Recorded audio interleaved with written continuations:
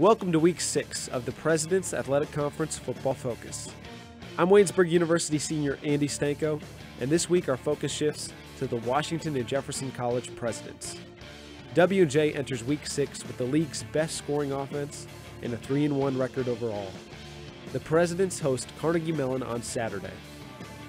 Each week, the PAC Football Focus features one team from around the conference. We'll take a look into the program and highlight Saturday's matchups to get you ready for the weekend with the PAC Pregame Show following the Football Focus. Two other Waynesburg University students and I will break down every matchup involving PAC teams in Week 6. Coach Mike Sirianni has been wildly successful during his tenure at W&J.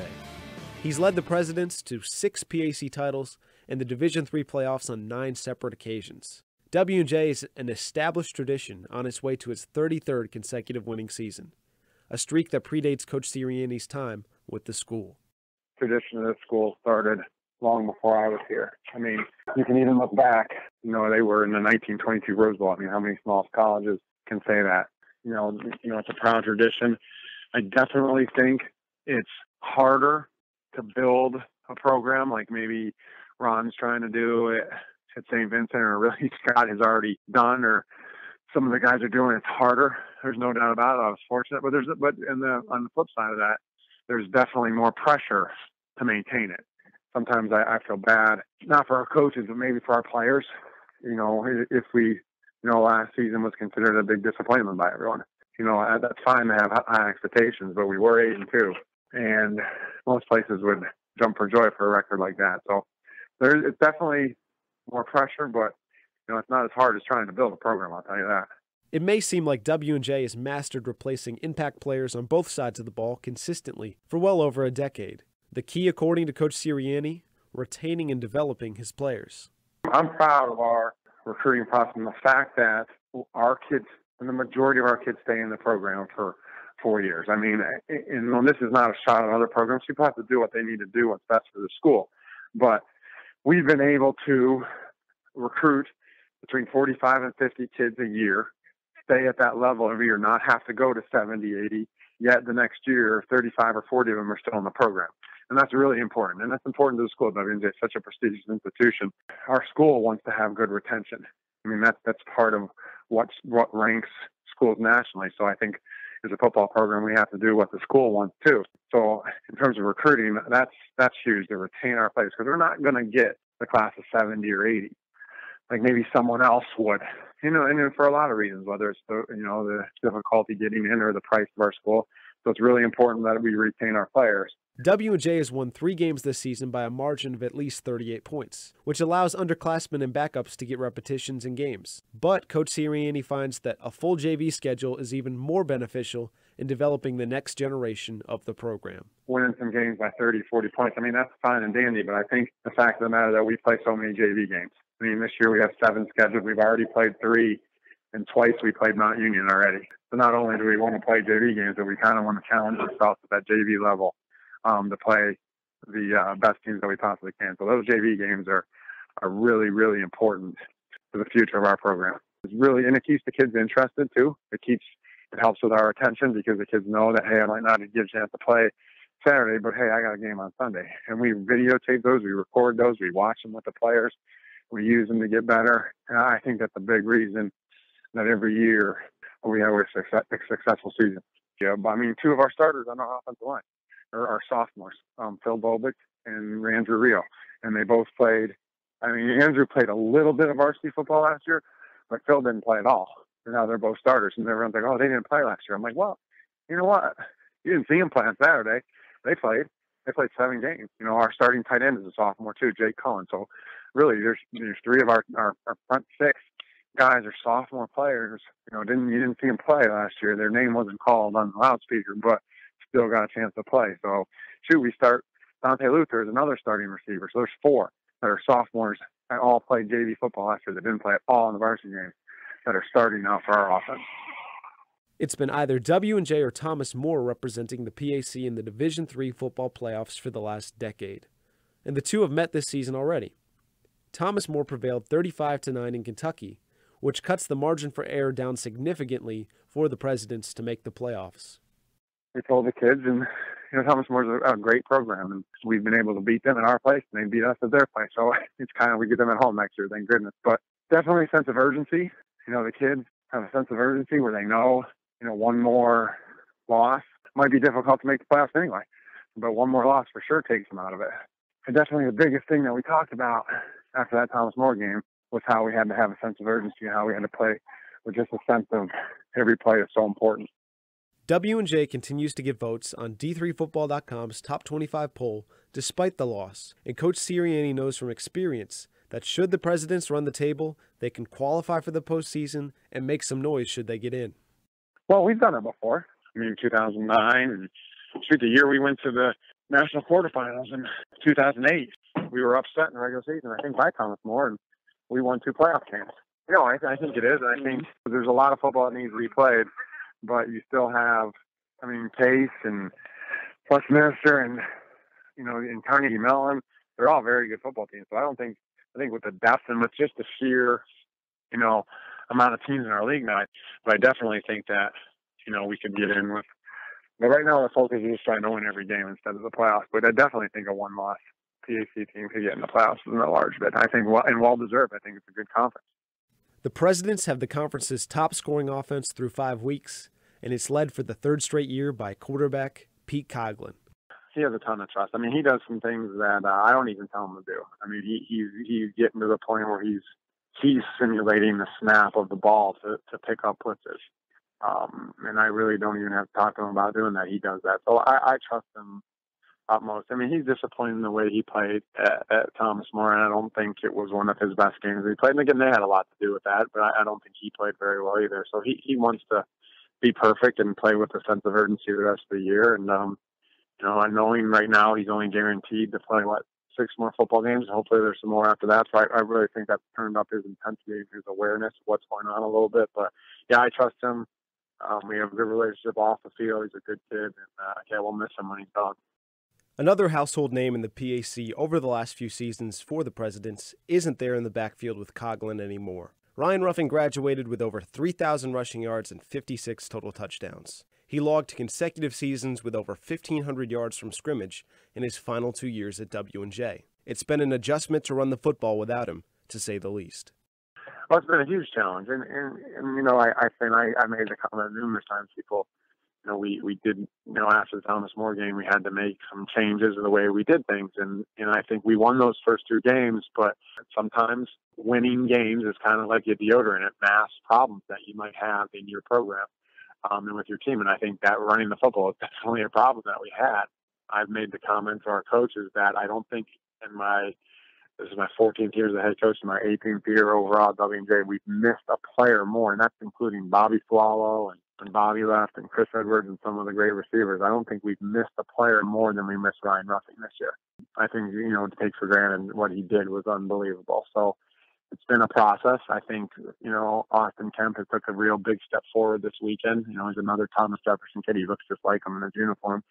We have some good freshmen, and Justin Vicklis has had some fumbling problems, but hopefully he can solve that, because when he doesn't fumble, he's a good back. So yeah, it's been a committee. I do think Austin has taken a step forward, and maybe we weren't very smart coaches because he didn't play a snap in the Thomas More game. I just felt that Justin was better fit for what Thomas More did, and possibly I made a mistake. I think Austin has a little chip on his shoulder because of that, and I think that showed in the way he played on Saturday.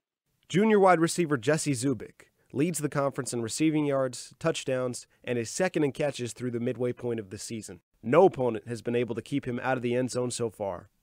We try to take advantage of what people give us in terms of, how they're playing us. And if they're going to try to single him up, or they're not going to try to cloud someone over top of him, we want to try to get him the football, obviously. But again, one of the things that I was taught at coaching at a great school like Mount Union was worry about who your best players are and try to get them the ball. So we want to try to get him the ball as much as we can, whether we throw it down the field, whether we throw him the screen, whether we hand it to him. We want him to touch the ball as much as we can. He's really explosive. He can score from any point on the field. He can make someone miss. He can run by someone. So we're pretty fortunate to have him.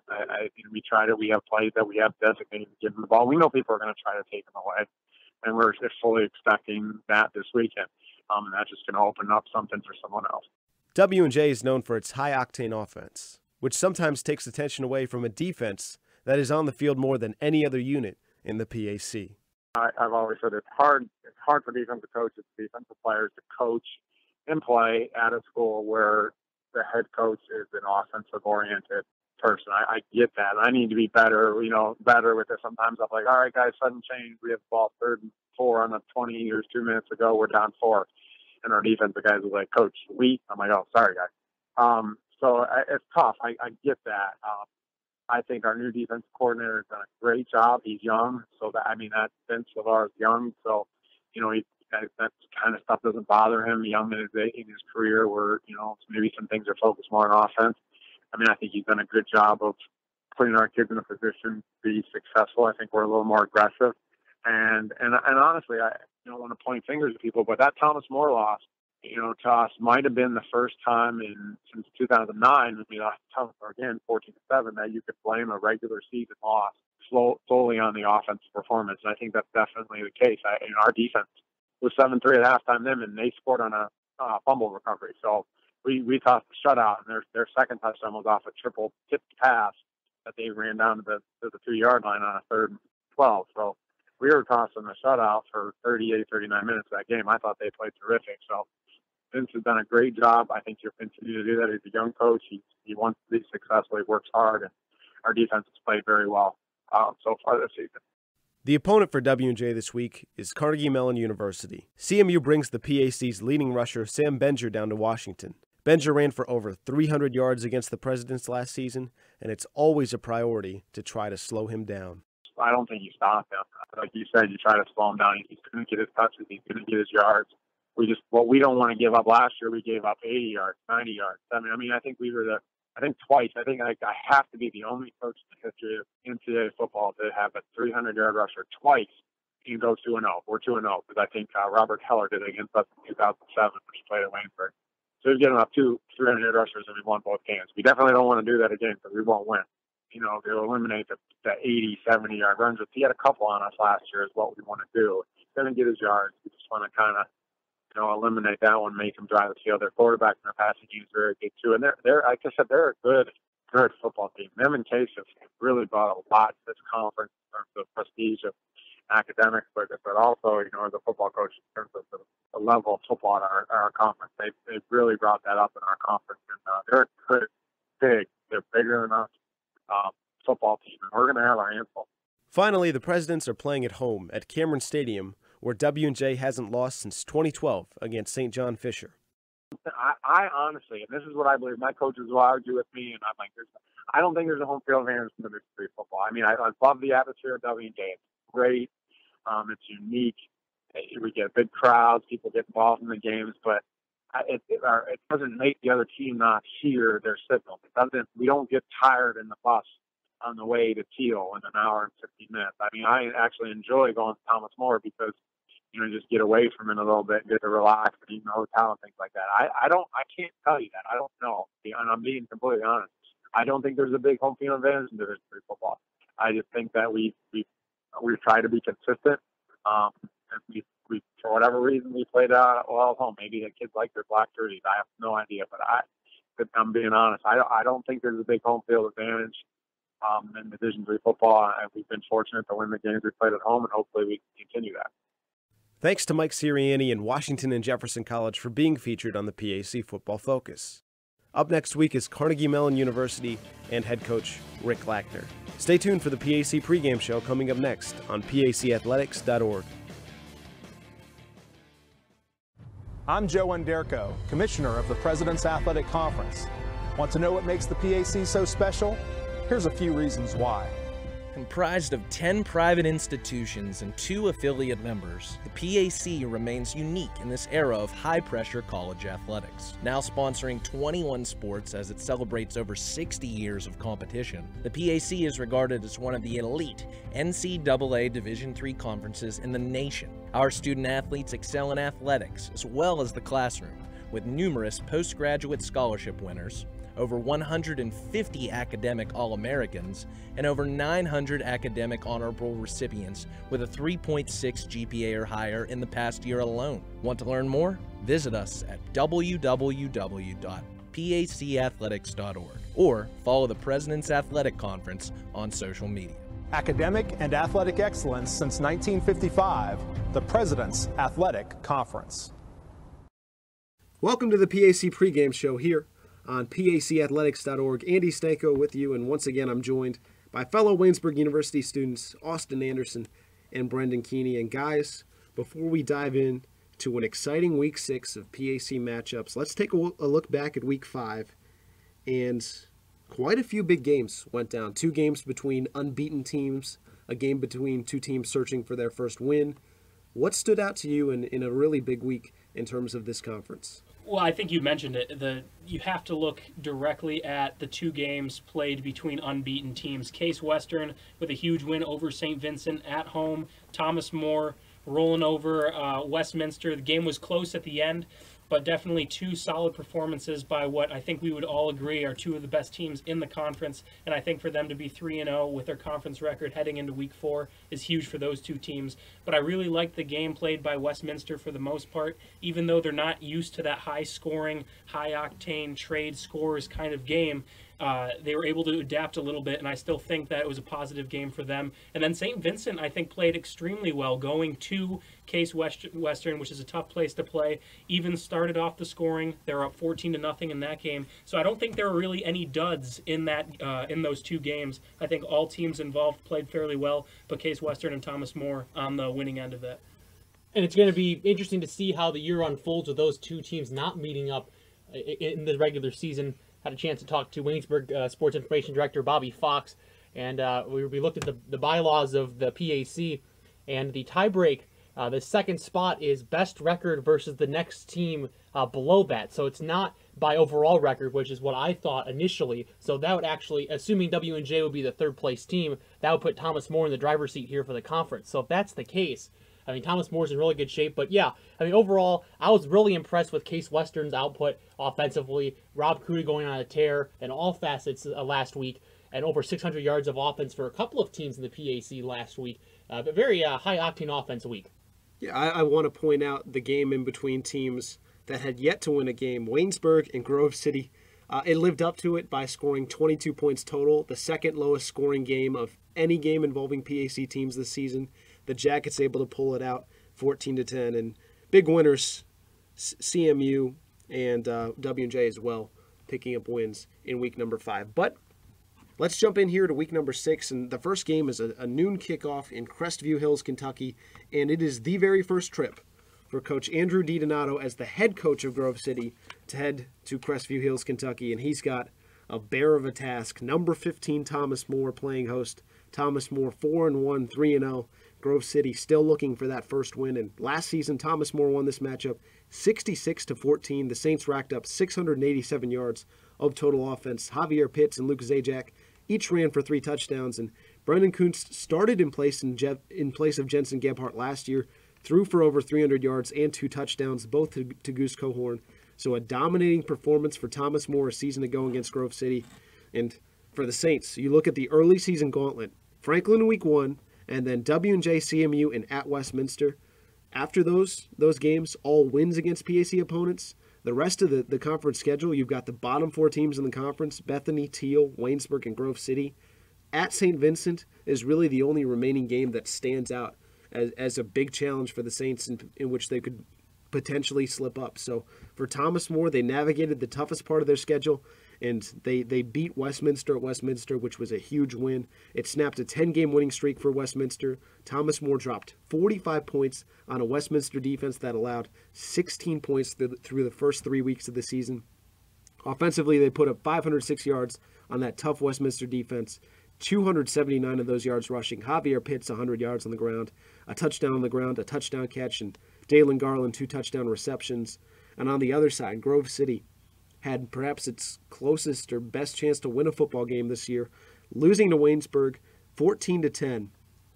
Grove City was in the lead 10-7 going into the fourth quarter, couldn't hang on. Grove City possessed the football 4 separate times after trailing 14-10, went 3 and out twice, an interception, and ran out of time at the end of the game. For a young Grove City team, Brett LaFoon was sacked 8 times, passed for 236 yards without a touchdown and an interception. So Thomas More, Grove City, the Saints, one of the best teams in the country. Grove City still looking for a win. Yeah, Thomas More used a huge second quarter to pull away from Westminster, and it was a huge lead that the Saints wouldn't relinquish the rest of the way. It wasn't exactly the defensive matchup that we expected coming into the game, as both teams top 2 in the conference in defense, but the Saints gained over 500 yards of offense, put up 45 points on a team that, as you mentioned, Andy, had just given up 16 points all season. And once again, it was done through a balanced attack. Thomas More ran for 279 yards, threw for 227, and picked up 29 first downs while doing it. They gained 6 yards per play, and this vaunted Westminster defense struggled all game to keep the Saints' big playmakers out of the end zone. C.T. Tarrant ran for 88 yards and 2 TDs. Javier Pitts had 101 yards on the ground as well as a touchdown running. And again, in what's become another dynamic quarterback-wide receiver relationship in Crestview Hills, Brennan Kuntz and Dalen Garland were able to hook up for 5 receptions, 106 yards, and 2 TDs. In other words, it was another day at the office for Thomas More. Yeah. As for the Grove City Wolverines, they couldn't quite hold on to earn that elusive victory against Waynesburg. The offense played fairly well as Grove City outgained Waynesburg 340 to 265 in terms of total yards and more than doubled the number of first downs made by the Yellow Jackets while dominating time of possession. But this is where the key was. Waynesburg defense was able to stop drives when it mattered. The Grove City offensive line gave up 8 sacks on the afternoon, and with a young quarterback, that's not a recipe for success.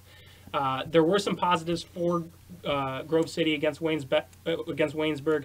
Wesley Schools, although somewhat inefficiently, he had another 100-yard performance as well as a touchdown, and Brett LaFoon was able to throw for 236 yards despite constantly being on the run, but they still face a very stiff task on Saturday. A couple of notes from watching the internet stream of that game specifically last week. One thing is the fact that Brett LaFoon's arm has no limits. I mean, there was a couple of deep passes in that game where he absolutely threw the ball about 55, 60 yards in the air. There was one incomplete pass early on in the game that comes to mind there. But also for Thomas More, I mean, coming into this week, as you're mentioning, Brennan, the running game getting about 280 yards, their leading rusher, Javier Pitts, only had 101. So they had a very balanced attack. They have a lot of depth on this team.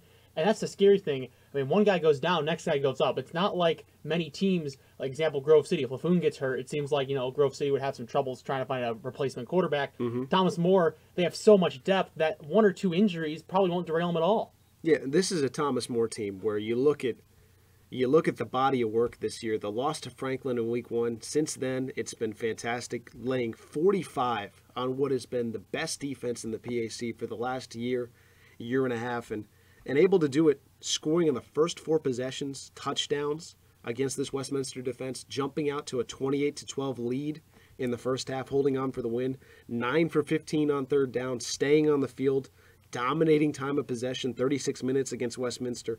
I was so impressed. And Thomas More, a 10-point win, and it wasn't even a perfect game. The Saints turned the football over 3 times, all fumbles, and that led to 17 Westminster points. But they were so effective in that first half, putting up 28, 6 for 9 on third down. Westminster went out 3 and out on 4 of the first 7 drives in the first half. This is a Thomas More team that came off the bus ready to play. One of the best teams in the PAC. And I can't say enough about this defense, shutting down W&J a couple of weeks ago and then doing a job, especially early against Westminster. They got going a little bit later, but how do you beat Thomas More? W&J is the best passing game. CMU brought the nation's leading rusher. Westminster is a top-tier defense. All 3 of those teams and those units failed to penetrate or get past Thomas More. They're not at the top of the PAC leaderboards. 4th or 5th in points, scoring defense, total defense, sacks. They're typically among the leaders, and they've been good enough to win games without being at the top of the leaderboards. When the schedule gets easier, I fully expect Thomas More to just go out and dominate games. They were living in the backfield against Westminster, really making life tough for Paul Colombo. And then for Grove City, I think it's going to be a challenge to protect the passer. You saw Waynesburg get to Brett LaFoon 8 times, and Waynesburg's really struggled since week 1, in which they had 7 sacks against Muskingum, and they were just living in that Wolverine backfield. Thomas Moore's front 7, in what I saw of the Westminster game in the stream, Colombo was harassed to the point where he wasn't effective passing the ball.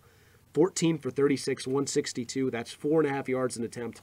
When you're under that 6 yards an attempt mark, you want to be better, but under 5 yards an attempt, that's even better defensively for a touchdown and an interception. So Thomas More, I would say in the driver's seat. Austin, you touched on it when we look back on last week. They took care of business early on, and now it's just cruising through the rest of the PAC, at least in my opinion. So we will move on to our next matchup as we take a look at a 1 o'clock kickoff between two teams coming off losses from last week and two teams that went into last week undefeated.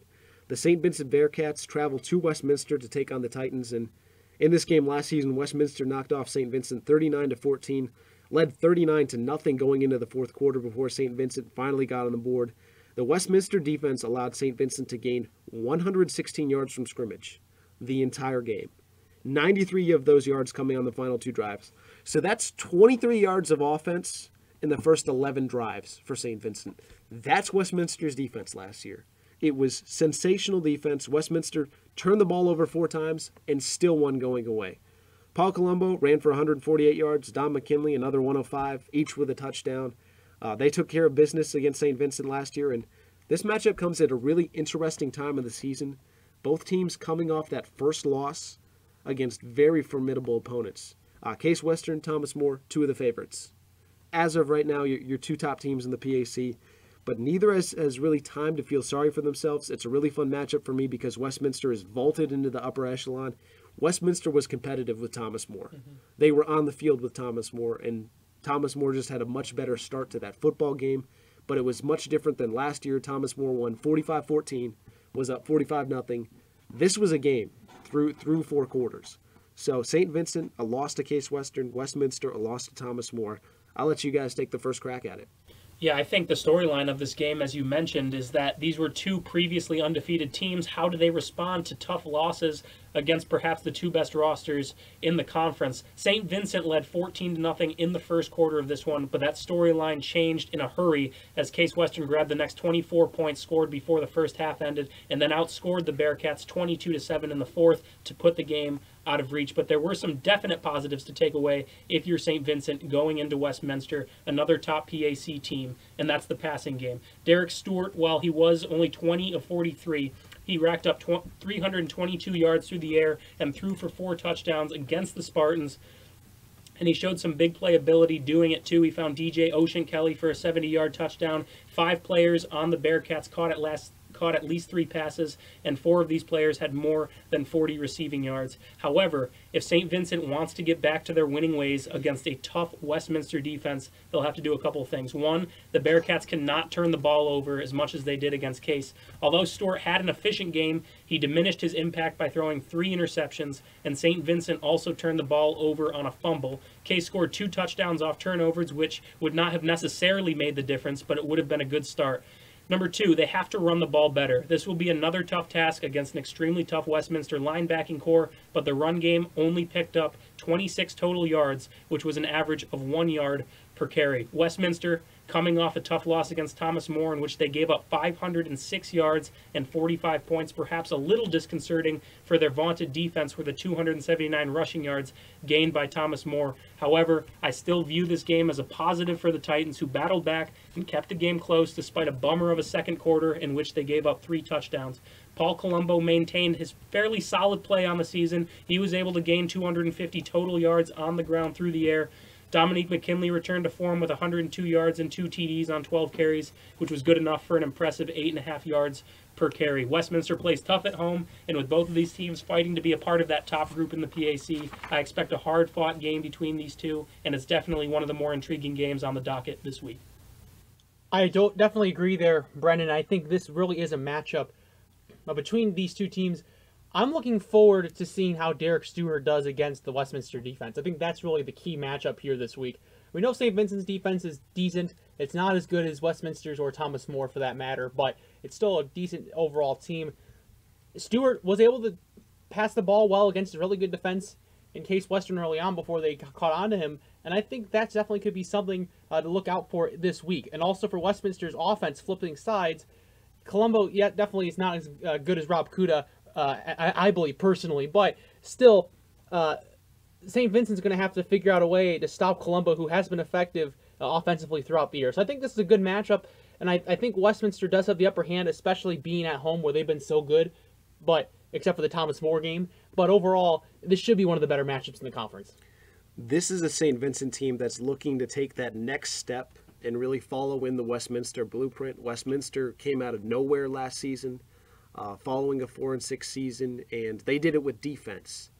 For St. Vincent, it's a really explosive passing game. Keany, you mentioned all the weapons and all the different guys who caught passes and had at least 40 yards, and Derek Stewart has thrown over 400 yards twice this season, 300 yards last week against a good Case Western defense.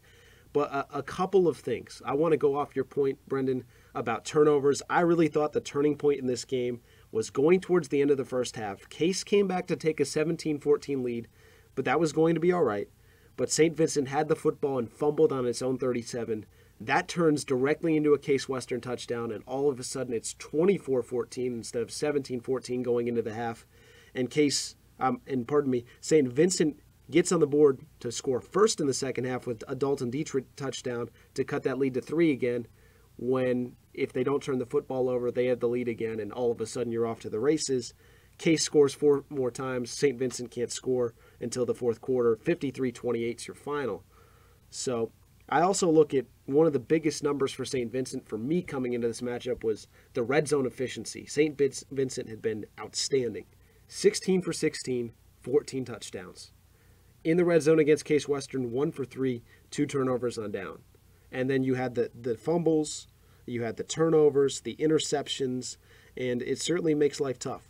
I was impressed with Dalton Dietrich. Once again, 2 more touchdowns this past week. He had 3 touchdowns the week before, and he's not even the top guy in that receiving corps. When I talked to Coach Dolciato, Damon Black is the top guy. He caught a touchdown. DJ Ocean Kelly caught a touchdown.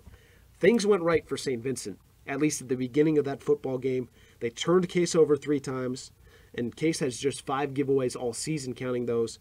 So I certainly look for that defense for St. Vincent to be opportunistic against Westminster, because they gave up a bunch of yards against Case Western, 640 yards of total offense. But that's just what Case Western does. That's what they've done all season, and for Westminster, it won't be as big of a challenge to score with the Titans, but to score on the Titans, that is the challenge. And to give some context, Brendan, you brought up rushing yards that Westminster allowed to Thomas More. Westminster had allowed 281 yards rushing through the first 3 games of the season. They allowed 279 yards to Thomas More alone.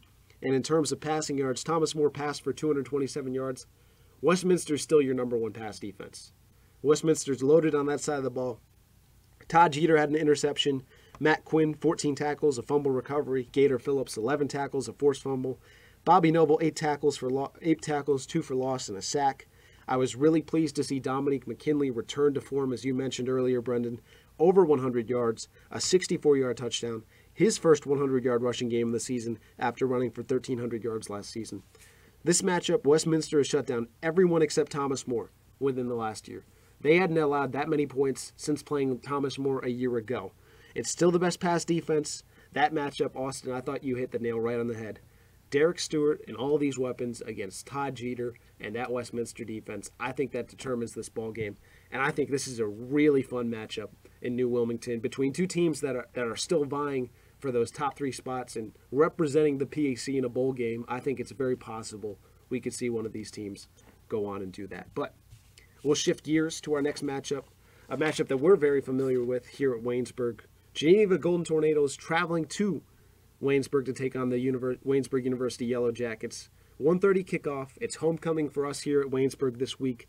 Geneva beat Waynesburg last season at Reeves Field 41-24 in a game in which Waynesburg jumped out to a 17-7 lead, and then Geneva scored the next 34 points. Aaron Channing's no longer with the Golden Tornadoes. However, he owned the Jackets in his starts against them. Passed for 300 yards, 12 touchdowns without interception last year for Geneva. Devin Koloski caught 2 of those touchdown passes, but after an explosive first quarter, the Jackets went 3 and out every single time they touched the ball for the next 2 quarters, and in the same stretch, Geneva scored 4 touchdowns on 5 drives.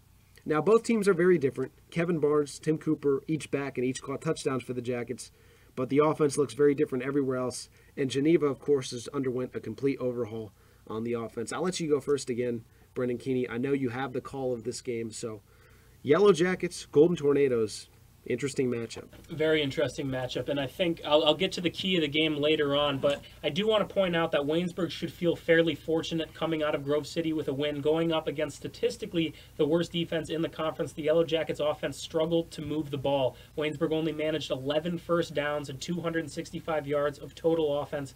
Tyler Perrone went 10 of 18 for 102 yards and a TD, while the running game finally had a minor breakthrough due to a solid day for Whitney White, who gained 59 yards on 13 carries. And Aaron Jenkins came into play quarterback. He made an immediate impact with his legs as he ran for 61 yards and a touchdown on 8 attempts. However, the story of this Waynesburg victory was the defense, and especially the front seven. If you're a Yellow Jacket and your position is on the defensive line or in the linebacking core, you likely had a great day. Tristan Sandrowski and Brent Blaharchuk both achieved double-digit tackles.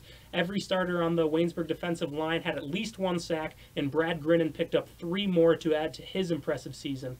And that leads me to the obvious storyline of this game, the Waynesburg front seven against the new triple option attack from Geneva. The Golden Tornadoes rested after their bye, which came directly following a huge win over Teal on September 24th.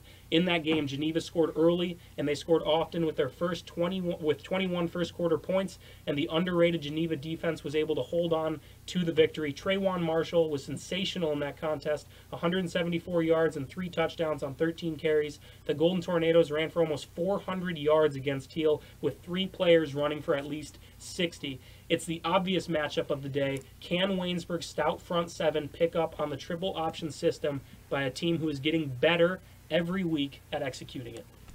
Geneva, obviously offensively, the big thing is the triple option offense. Really unique style of offense that has been giving some teams in the PAC a little bit of troubles. And we have heard in the past that, they are a little bit banged up, especially at the quarterback position, so that could be a story going into this week. But still, that offense is going to be tough. Waynesburg's defense is decent, especially up front. So again, that's going to be probably the side of the ball that determines the game. I mean, Geneva's defense is pretty solid overall. They've held St. Vincent in check and a few other teams. A big win versus Bethany earlier in the year. But for the Jackets, they got to be able to score more.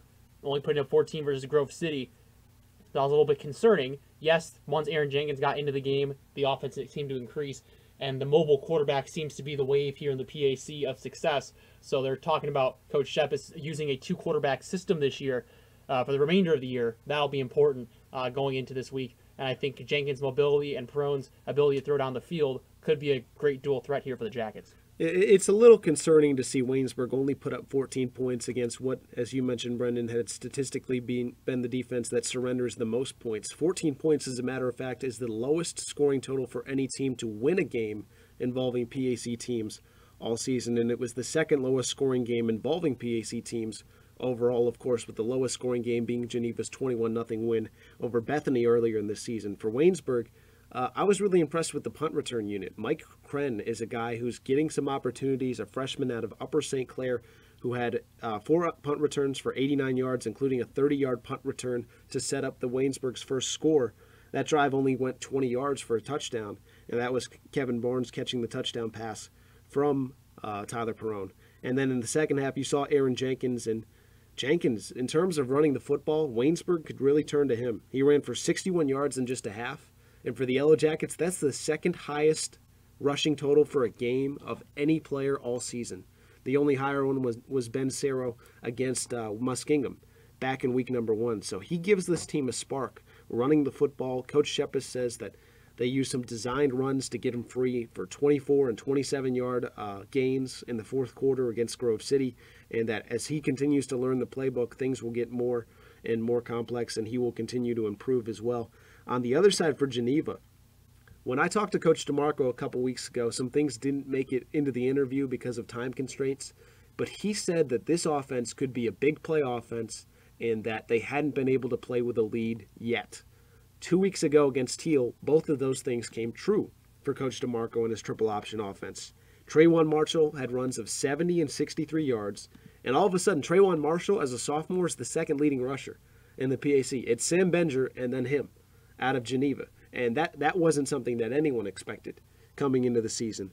And they were able to get up early in games, and when I talked to Coach Shepis earlier in the week, I asked him about stopping this offense, and he said they want to be one-dimensional. They're going to run the ball. They only threw it 5 times last game. We've got to make sure we handle the pass in those situations. But as far as handling the run against the triple option, Coach Sheffis made no qualms about it. He said, we're going to handle it this week in practice. We'll be ready. And you look at Teal, 21 points given up in the first quarter. I'm not sure if Teal was ready to defend that triple option attack at Geneva, and they were able to get free a couple of times and score and work with a lead. And Austin, you mentioned the Geneva defense and the fact that it's underrated. It's one of the best kept secrets in the PAC, in my opinion. Gave up 31 points to a pretty good Frostburg State team that's on the rise. And then you see the turnovers against St. Vincent really leading to giving up points in that game.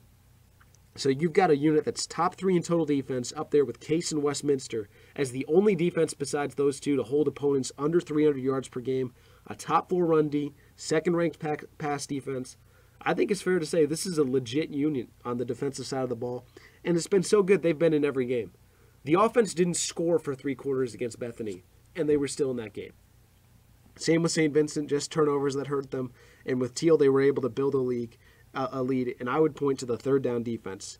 Second best third down defense in all of the conference, holding opponents to 34.5%, while the offense leads the PAC in time of possession. I expect this game to really hinge, as you mentioned, Brendan, on the front 7 versus the run game. And even more so, Coach DeMarco in our conversation said he wants to end every drive with a kick, be it an extra point or be it a punt. Geneva can't afford to turn the football over.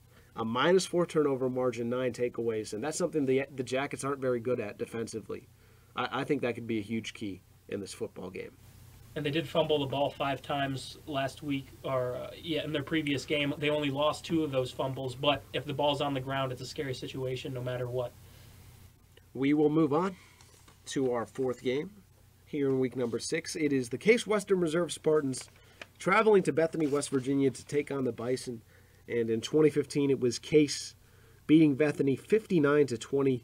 Bethany led 13-7. Case scored the next 45 consecutive points to take a 52-13 lead going into the 4th. It was Rob Kuda who passed for 3 touchdowns, 210 yards, and ran for another 88. Anthony Canganelli ran for 3 touchdowns for Case Western, and Bethany, no surprise, last year turning the football over 3 times, leading to their demise. Case Western 53-28 winners over St. Vincent in what was really the first real challenge for Case Western Reserve, and they certainly lived up to that challenge. On the other side, Bethany lost its 4th game in a row with a contest against CMU, a 49-26 loss. Bethany fumbled on its first possession, turned into a short field for a CMU touchdown, and then CMU went on to score on its first 4 drives and build a 35-13 lead in just the second quarter. So, gentlemen, Case Western Reserve right now, not currently ranked on D3Football.com, but getting those votes and perhaps the inside track to getting a PAC title. No W&J, no Thomas More. What do we see in this matchup against a Bethany team that's struggled so far and potentially a trap game?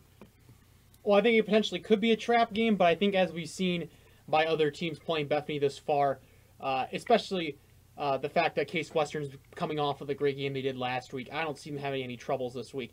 However, it is at Bethany, and that's been a place where teams have had struggles during the year past, and I think that's an opportunity for Bethany to possibly contend in this game.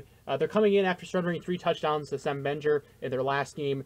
He had 174 yards in the ground, which all things considered is not bad. That's containing Sam Benger there in the running game. Will make it 4 touchdowns for Sam Benger, who was also your PAC Offensive Player of the Week against Bethany last week. I see what Austin's saying is that you look at 179 yards for Sam Benger, it's like, oh, well, okay, we did an eye job. Because, he has a ton of games where he goes over 200, but yes, keeping him out of the end zone was a struggle.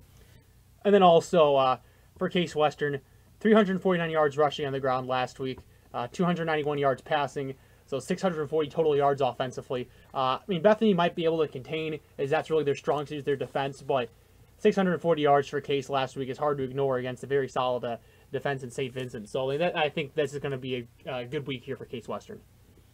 Yeah, I agree with you, Austin. And one thing that may present a serious problem for Bethany is Case Western's running back, Jacob Burke, who has been on a tear in recent weeks against Waynesburg and St. Vincent. Last week over the Bearcats, Burke ran for 183 yards and a touchdown. Rob Kuda followed, adding 99 yards and 2 touchdowns with his legs himself. And one thing I like about Jacob Burke is the way he runs. 27 carries against the Bearcats. He only lost 1 yard, which is north-south football. And that's exactly what the coaching staff would love to see out of Jacob Burke. He's done tremendous recently. And as for Bethany, it's still a struggle to see what this team really is. Despite the loss to Carnegie Mellon last week, Chase Keenman has to be a positive for this team, as he had another solid game, 224 yards, 4 touchdowns through the air, as well as 70 rushing yards. Tyler Ambush, he's been an enigma this season, but he was on the positive side of that curve this past week as he gained 111 yards and a touchdown on 10 receptions. The Bison controlled the clock. They gained more first downs than the Tartans and essentially played even in terms of total yards. But as you mentioned, Austin, they could not keep Sam Benger out of the end zone as the running back tallied 4 scores on the day and he gained 174 yards. It's going to be a game where Case Western, I don't like them starting off the way they did against St. Vincent, down 14-0. So, you know, a little word of caution for Case Western is to not start that way in coming weeks. That's not something you want to see, especially at home. St. Vincent really could have taken the crowd out of it. They could have really been a struggle for Case Western, but Bethany is not quite as good as St. Vincent, and I think Case Western will have no problem moving the football on Bethany's defense. Yeah, as far as it being a trap game, just the way that Case Western runs the football and stops the run, it's hard to really count them out of every game or not even give them the advantage in every game, because Rob Kuda is your returning PAC first-team quarterback, and he really hasn't had or been asked to do anything really special passing the football. He's been very good running the football. He's been efficient passing the football, and he doesn't make a lot of bad decisions. He limits his turnovers, and when he passes the ball, lots of times he finds his favorite receiver, Brendan Lynch.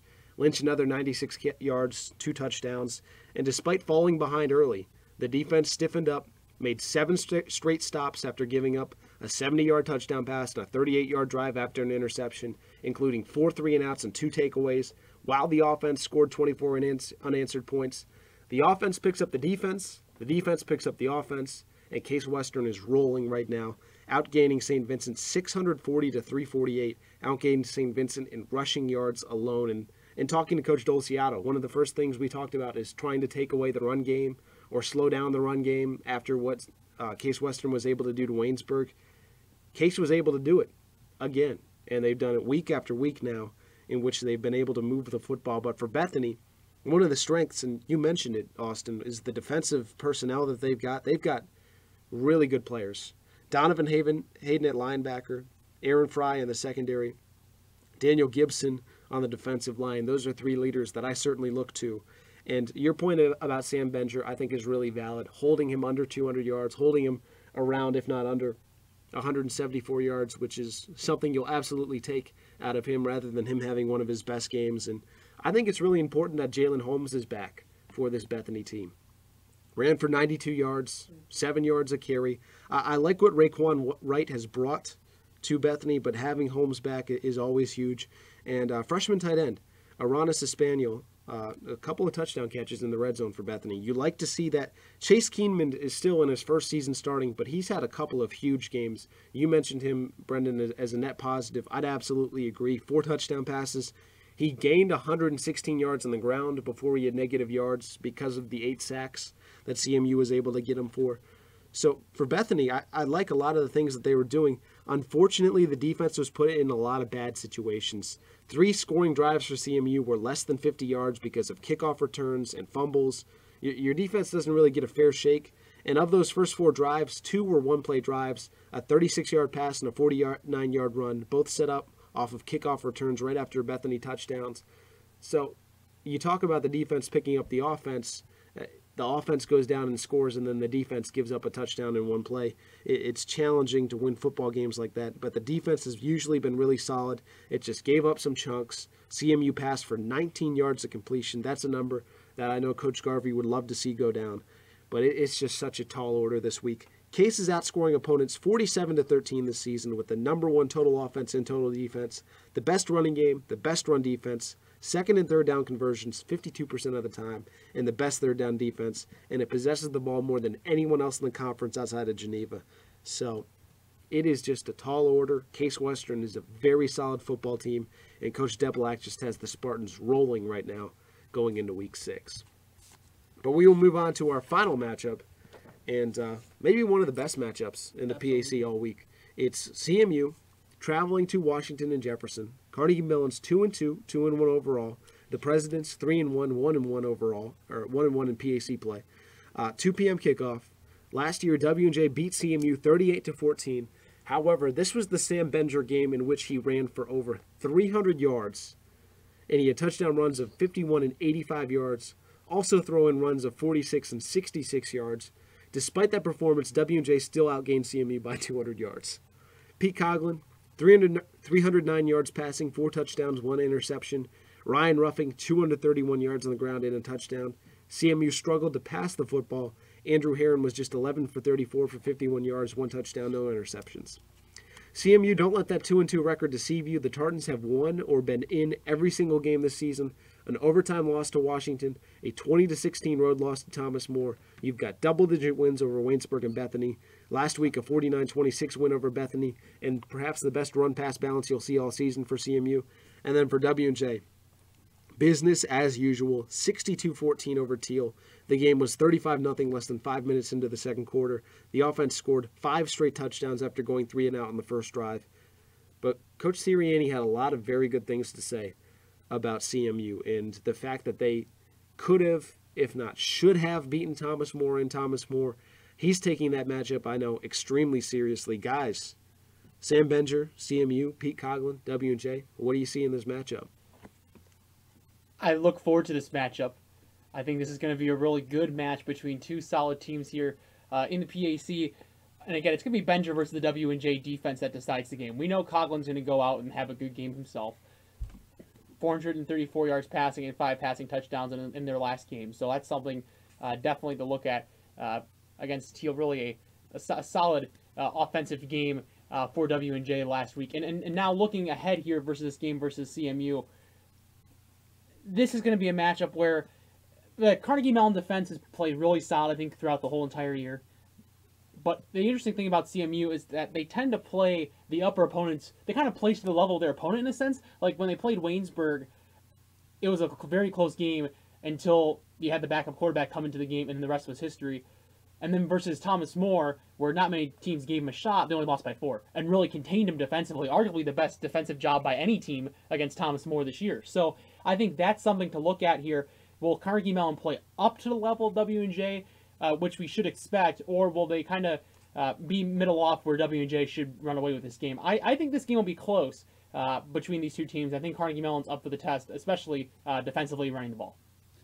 Yeah, no offense to Teal, who's had a solid season to date, but I think this result we saw on Saturday from W&J is something that we kind of expected from the Presidents, who had lost to Thomas More 35-9. Had a bye week. And then had 2 weeks to prepare. And are now 20-0 after a loss under Coach Sirianni. Which is crazy. But Washington Jefferson certainly came into last week's matchup ready to rumble. The score, as you mentioned, Andy, was 35-7 at half. And the President's defense was able to keep Ryan Radke in check, which led to their success. Pete Coughlin was practically perfect by going 17-20, 319 yards, 5 touchdowns. Jesse Zubik missed the 200 yards receiving mark by 1 yard while hauling in 3 touchdowns himself. And Austin Kemp gained 97 yards on the ground while adding a TD. When the Presidents play this type of balanced attack, they are extremely difficult to beat. They gained over 600 yards of offense on the day and scored a touchdown on 5 of their first 6 drives. Looking at CMU, yes, they play up to the level of competition, and they're fairly solid as well. 2-1 in conference so far. As you mentioned, Andy, both of their losses extremely close. You said they maybe should have beaten Thomas More. They absolutely should have beaten Washington in week 1 of the season. A lot of things had to go correctly for Washington in order to get that win over the Tartans. And one thing CMU did well was score early against Bethany. Scored touchdowns on their first 4 drives. Benger, 4 touchdowns, 174 yards. And I do want to mention Brian Jangro, who had a solid day, 11 of 19, which doesn't sound terribly impressive, but 208 yards, 3 touchdowns, and he only threw 1 interception, which was huge. Receiving, he opened it up a little bit. John Prather had a very nice day, 4 catches, 125 yards, and 2 TDs. And I think that if Carnegie Mellon wants any chance to stay in this game, they have to have Benger. Benger has to have one of his career days. The days that he has 3 touchdowns, rushes for 220 yards or so, which is certainly possible. But if they can put Jangro in positions to exceed, have another similar day like he did against Bethany in the passing game, balance it out a little bit. Don't let Washington Jefferson cue in on Benger throughout the afternoon and let Jangro do his thing. I think that this could be a very close game. I'm really looking forward to this matchup. Yeah, for CMU, the word for me is balance. Last week, 209 yards rushing, 208 yards passing. Brian Jangro, you mentioned the numbers. That's 19 yards of completion. John Prather had catches of 36, 14, 47, and 38 yards. He is an explosive threat on the outside, and I was also really impressed with William Richter in the return game. He set up Carnegie Mellon at its own 46, Bethany's 36, and Bethany's 49 on kick or punt returns. Each time the offense wound up scoring a touchdown on the short field. He is your PAC Rookie of the Week in a special teams capacity, so he was very effective, and I look for that defense to get right back on where it was last week. 3 takeaways against Bethany, 2 fumbles with an interception, 8 sacks. Both Jack Fagan and Brian Corey each had 2.5 sacks. Fagan had 3.5 tackles per loss, totaling 25 yards. Kyle Britton forcing both fumbles for CMU. And this is a defense that's sneaky good. Numbers are around the middle of the pack by and large, but held Thomas More to 20 points a couple weeks ago. As you said, Austin, playing to its level of competition. Very good in terms of getting to the quarterback. 17 sacks, ranking second in the PAC. For W&J, the Presidents have scored at least 58 points in every single game except the Thomas More loss. Leads the PAC in scoring, despite having a game in which they scored just 9 points total. Pete Coughlin, immaculate last week. One key, I think, for this game for Washington and Jefferson is Austin Kemp. W&J didn't run the football effectively at all against Thomas More, and Coach Sirianni talked about that this week in the Focus. And Austin Kemp didn't get a carry in that game. He's very high on Kemp, 7 yards a carry last week against Teal. And defensively, 2 interceptions, held Teal under 50% in terms of completion percentage. Ryan Radke only 48 yards rushing. The defense got 7 straight stops to start the game. I think that's going to be huge. But one thing about W&J, the last couple of years, this President team has played an up-and-comer in the PAC trying to break through. Last year it was Case Western. The year before it was Waynesburg. The year before it was Bethany. Those teams all were able to beat W&J, albeit on their own home fields, and that was the signature win for each team during the season. Also, last year, Westminster had a good shot to beat W&J and fell short 35-31. So I think CMU's bringing a lot of juice into this matchup because I know teams are looking forward to playing the Presidents and trying to get the Presidents. However, this is a team that hasn't lost at Cameron Stadium since 2012. And when I asked Coach Sirianni, this didn't make it into the Focus, but he could remember the last time that they lost. He correctly identified the game, which surprised me to St. John Fisher. But Pete Coughlin, I look for him to be better than what he was against Thomas More, where he only had 170 yards and 2 interceptions. He's been so good for so long in this conference. I can't see him missing the playoffs this year. I think we get A-plus Pete Coughlin the entire rest of the way. So that is certainly a matchup to watch out for. A 2 o'clock kick between Carnegie Mellon and W&J. Thank you, gentlemen, for joining me here on the PAC Football Focus. Thank you to you at home for listening. We will return next week with Carnegie Mellon University head coach Rick Blackner, only here on PACathletics.org.